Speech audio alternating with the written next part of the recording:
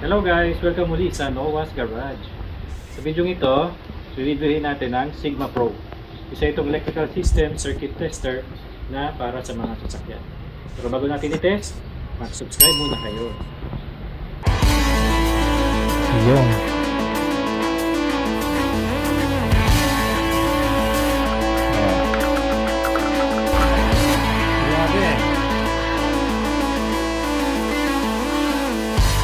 muna di tayo magaling. Ito mga tools na kailangan natin. Pag-uusapan natin ngayon, siyempre, turo sa mga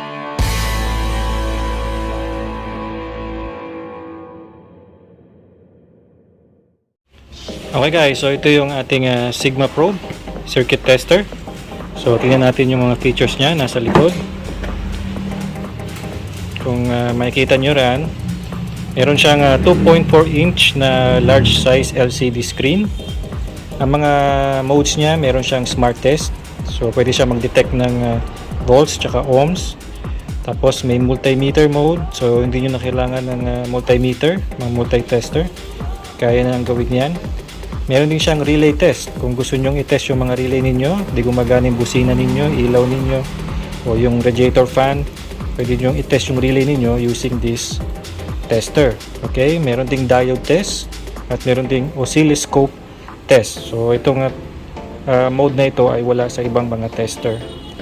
Meron ding power supply test, 0 to 5 volts. So kung gusto nyo i-test ang isang product ninyo sa sasakyan, for example busina, i-test natin yan mamaya, pwede nyo gamitin ito. Meron ding components activation, positive and negative test, circuit breaker protection, at ang product na ito ay multi-languages. Okay? So ito siya, meron siyang probe tip, meron siyang hook. So mapapower up siya sa pamamagitan ng alligator clip, ilalagay sa battery para magkaroon siya ng power. Okay, ito yung ground probe clip niya. Meron din siyang USB port. Okay, so papakita ko sa inyo yung mga features nito na alam kong gamitin. Kasi yung iba dito na features ay hindi ko pa masyadong alam gamitin so far sa ngayon. Pero as we'll go along sa ating channel, kapag pwede ko na magamit itong mga features na ito, gagawa ko ng separate video para sa inyo guys, para mapakita ko rin sa inyo yung mga ibang mga modes ng Sigma Pro. Okay, pero sa ngayon ang gagamitin natin dito yung mga mode lang na alam ko so far. Okay, so ito ay mabibili lang sa Amazon guys, no? Bigla pala yun. Uy, ganda siya, di ba? Sigma Pro. Yan pa siyang hard case. Okay, so open. Yun.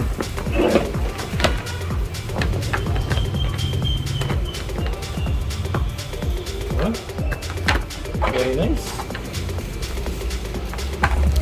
So ito yung alligator clip niya para sa power supply. Ito yung ating Sigma Pro.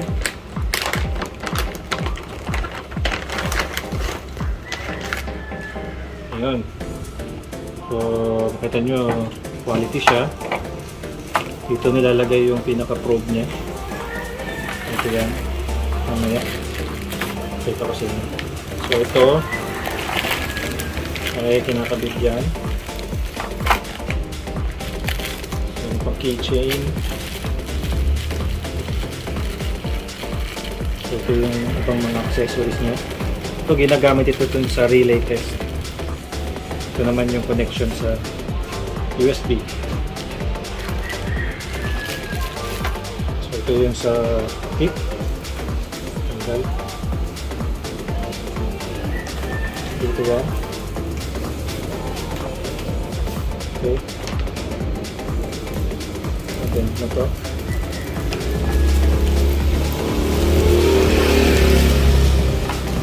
Tapos meron siyang manual. Meron siyang manual. Dito lahat. Okay? So, pakita ko sa inyo paano i-connect ito para magkaroon ng power siya. No? So, natin siya.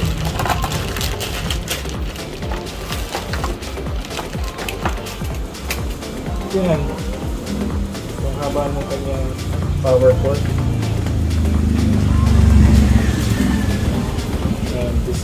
one way.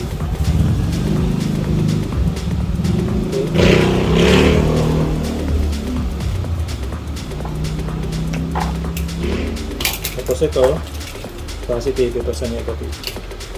Okay? So, kapit natin guys sa ating baterya. No? So, ang wire na to ay, hindi ako nagkakamali, 20 feet. So, pwede nyo siyang gamitin kahit doon sa likod ng inyong sasakyan. So, ito, wala, negative.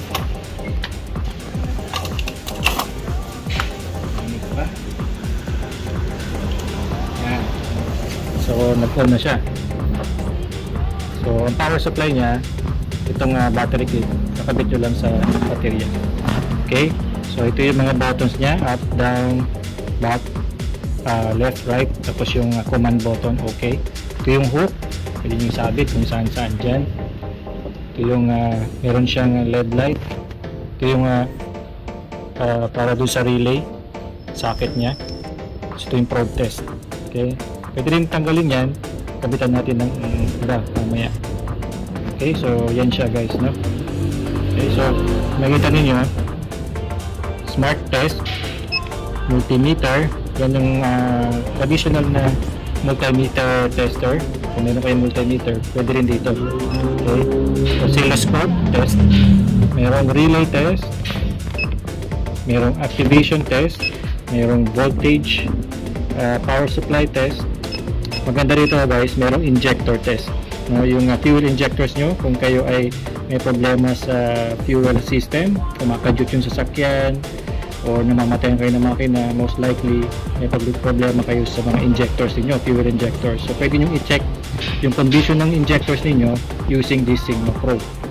Okay? Ito, positive, negative test. At ito yung setup. Okay? So tingnan natin ngayon itong smart test. Okay? So para ma-check yan, palitan natin ito. Yung ating probe. So, papalitan natin siya nito guys, no? Itong probe na ito. So ito lang nakabit natin dyan. Okay? So ang smart test, para ma-measure ninyo yung voltage, yung ohms, at meron din dito para malaman ninyo yung negative o positive pole ng isang electrical circuit ng inyong sasakyan. So try natin dito sa fuse box natin. So okay natin dyan. Ohms. So pag tinest natin to mga ating mga fuses, ma-detect niya kung ano yung signal, no? Ayan. So resistance siya.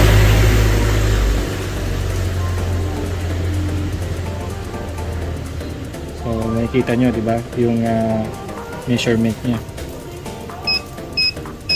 12.5 volts. Ayan.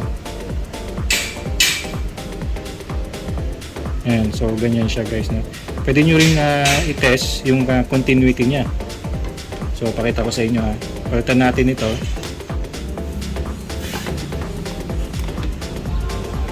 Tapos dito, ayan, kabit natin itong isa. Ayan. Tapos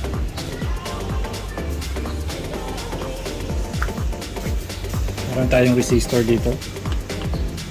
Ayan natin.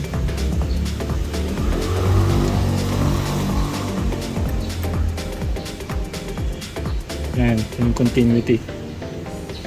So hindi sira itong resistor na to, no? Okay, so pwede rin yung i-test yung mga resistor ninyo sa Sigma Probe. Okay, so yan yung smart test. So yung multimeter, function niya para multimeter din. Kung meron kayo mga multitester sa electric multitester na digital, ganito rin yan, parehas lang, pero mas advanced ito. So kaya niyang mag-test ng voltage, ng ohms, ng diode, di ba? Pakita ko sa inyo yan. Ampere, yan, frequency. So tingnan natin sa baterya. Yan, voltage 12.5. So So meron akong video kung paano i-check ang battery tsaka alternator using multi-tester. So pwede nyo rin gawin dito yan, ano? So lagay ko sa description tsaka sa cards kung para mapanood niyo kung paano i-test ang inyong battery. So ganito yan. Okay? So negative, wala, syempre. Yan, 12.5. Pag gusto nyo yung makina, tataas pa yan kasi gagana yung ating alternator. Okay?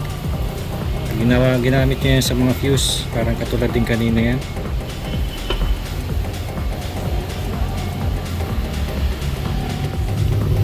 Sa diode, gamitin ulit natin ito, itong ating resistor. Ulit natin sa kabila.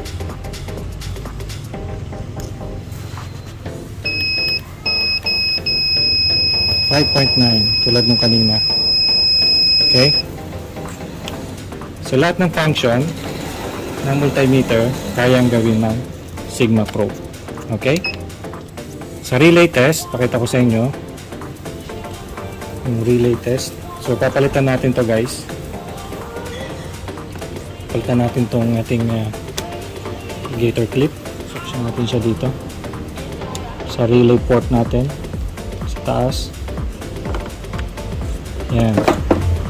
So pag kinalik nyo yung command na yan sa relay, so makikita nyo meron siyang 5 tsaka 4 port relay, no? So dalawang klase ng relay yung pwede nyo i-test dito. Pwedeng 4, pwedeng 5. Yan. Back to load. Okay?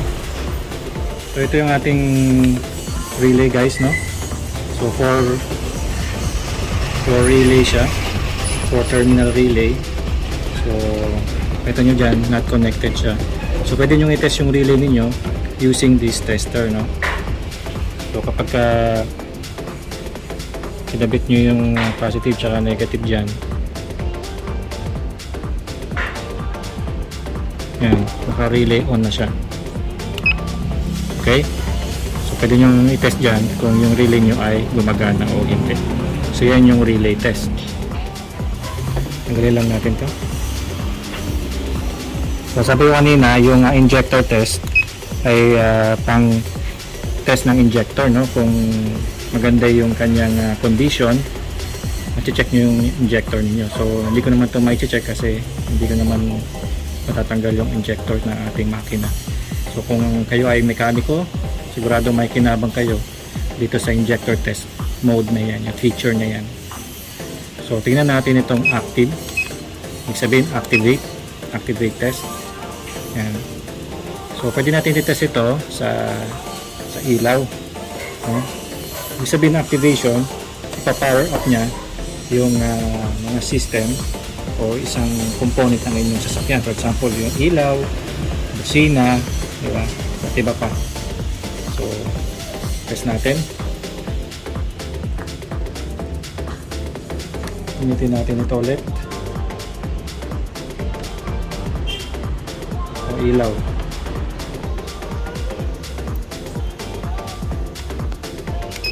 Yun. Okay. So pwede siya mag-activate ng mga components ng inyong electrical system. Any circuit na pwede nyo i-test ito, makapag-provide siya ng power supply. Makapag-activate siya. Okay.